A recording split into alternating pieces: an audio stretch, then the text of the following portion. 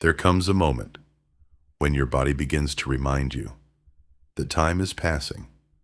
Perhaps you notice it when climbing stairs that once seemed effortless. Perhaps you look into the mirror and discover another gray hair. Perhaps your eyes need stronger glasses. Your knees don't move the way they once did. You become tired more quickly. You begin noticing that some things simply require more effort than before. And slowly, a difficult question can begin forming inside you.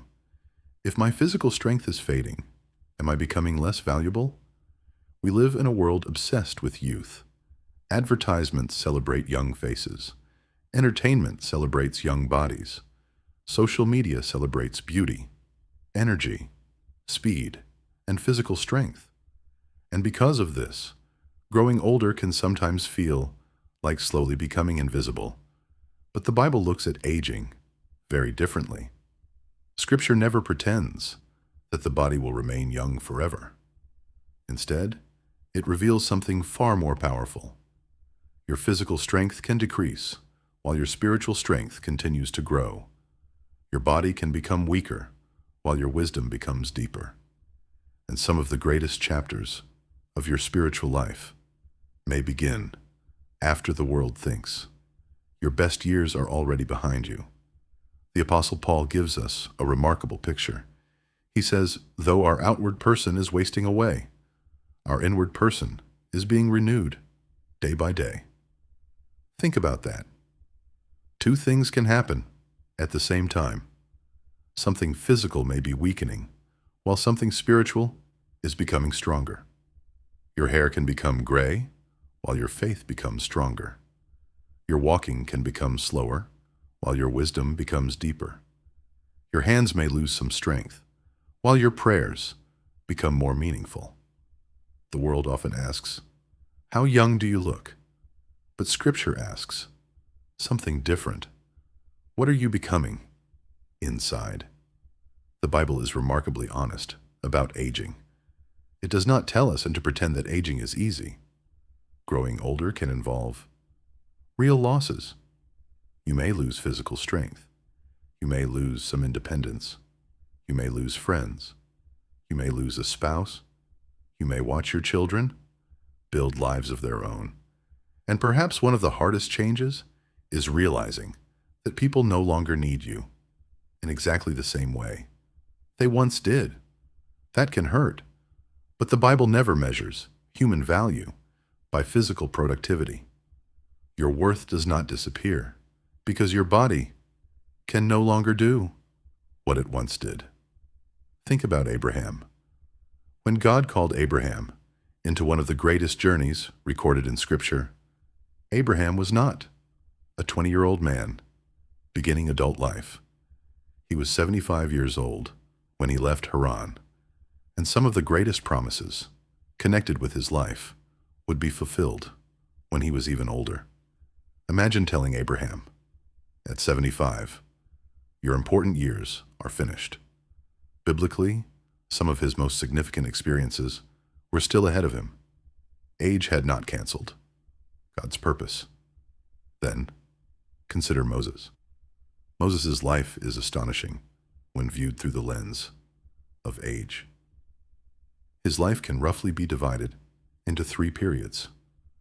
40 years connected to Egypt, 40 years in Midian, and then, at around 80 years old, Moses encounters God at the burning bush.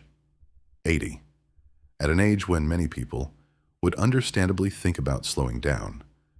Moses receives the assignment that would define his life. Go back to Egypt. Stand before Pharaoh. Lead Israel out of slavery. Moses felt inadequate. He questioned his ability. He worried about speaking. He wondered why anyone would listen to him. But God did not say, Moses, you are too old.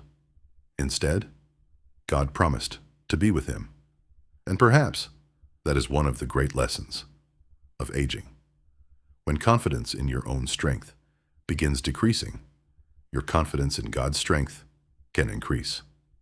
Youth often says, I can do this.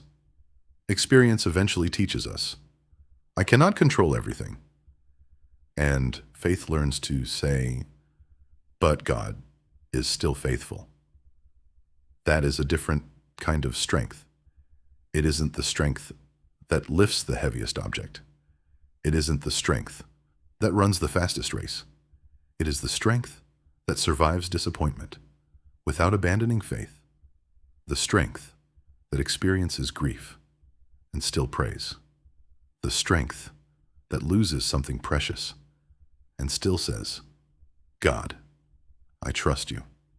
That kind of strength usually cannot be developed overnight. Sometimes it takes decades. Then there is Caleb.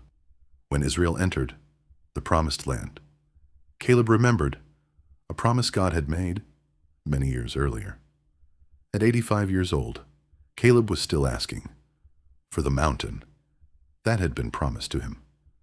There is something beautiful about that image.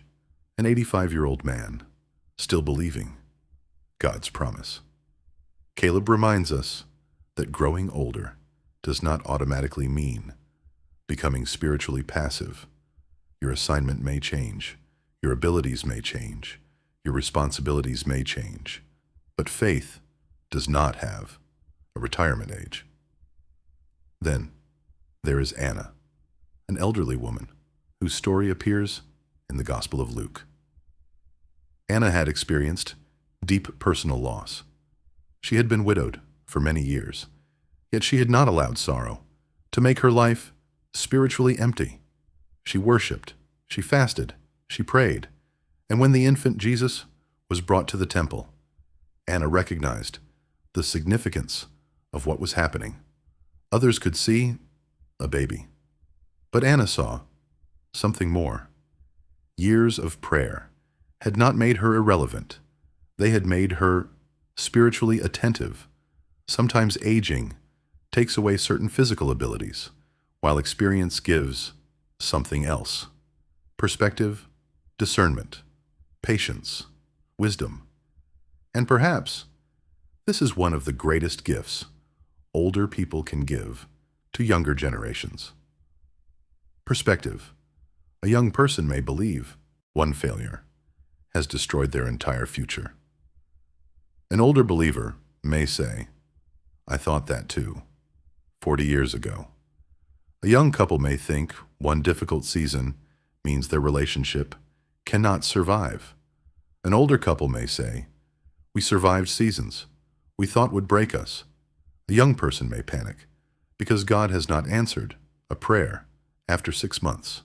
An older believer may quietly say, I once waited for years, and now I understand why.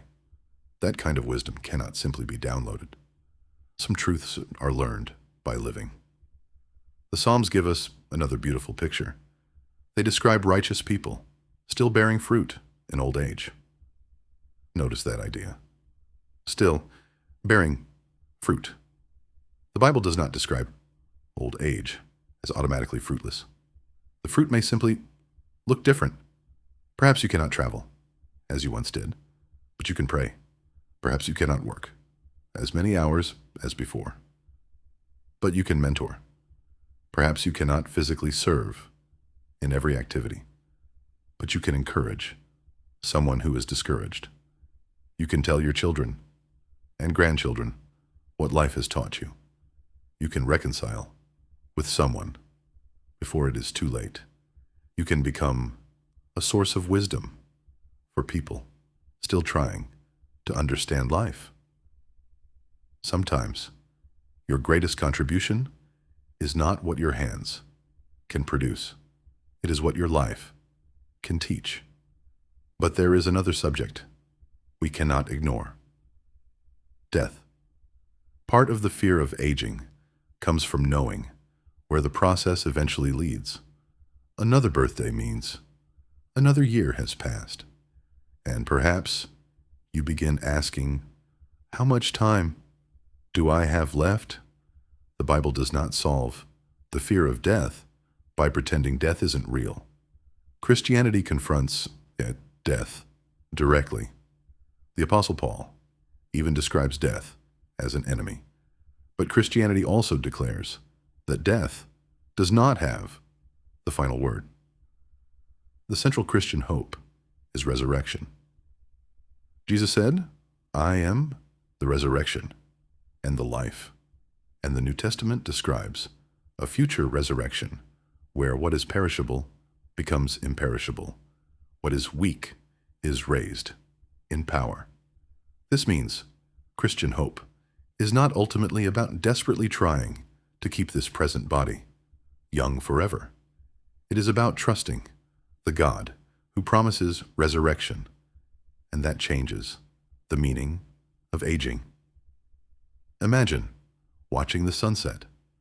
The sun appears to disappear below the horizon, but you know the sun itself has not ceased to exist. Your perspective has changed. For the Christian, aging can become something like approaching a horizon. The body slows, the years pass, but hope looks beyond what the eyes can currently see. And if you are younger, listening to this message is still for you. Because unless life ends early, you are becoming it the older person you will one day be. The habits you develop now are shaping it the person who will face old age later. If your entire identity is built on beauty, what happens when beauty changes? If your entire identity is built on physical strength, what happens when strength fades? If your identity is built on your career, what happens when you retire? If your identity is built on being needed, what happens when your children no longer depend on you? You need an identity that can survive all of those changes. And Christianity says that identity can be found in God. So, how do you become spiritually strong while physical vitality fades? You begin before you desperately need that strength. Pray while you still have energy. Learn Scripture while your mind is strong. Practice forgiveness before bitterness has decades to grow. Build relationships that are deeper than convenience. Serve others. Develop gratitude. Learn to be still. Teach what God has taught you. And above all, build your identity around something time cannot take away. Because aging will eventually take something from all of us. But it does not have to take everything. It can take the color from your hair. But it cannot automatically take wisdom. It can slow your footsteps, but it cannot stop you from walking with God. It can weaken your hands, but it cannot prevent those hands from being folded in prayer. It can change your face, but it cannot erase the character formed inside you. And eventually, it may take the physical life you know today, but according to the Christian hope, even death cannot take the promise of resurrection. So when you notice another gray hair, don't simply ask, "What am I losing?" Ask, "What am I becoming?" When your body cannot move as quickly as before, ask, "Has my faith become deeper?" When younger people begin passing you in physical strength, ask, "Do I possess wisdom? I can give them." And when the world makes you feel as though your best years are behind you, remember Abraham, remember Moses, remember Caleb, remember Anna. Remember that Scripture describes the righteous still bearing fruit in old age. Your physical vitality may not last forever. Scripture never promised that it would, but perhaps the goal was never to remain young forever. Perhaps the goal is to become the kind of person who can grow older without growing spiritually empty. A person whose body may become weaker, while faith become stronger, whose steps may become slower, while wisdom becomes deeper, whose voice may become softer, while their testimony becomes more powerful. Because one day, physical strength will fail every one of us. But for the person whose hope is rooted in God, fading strength does not mean fading purpose, and growing older does not mean God is finished with you.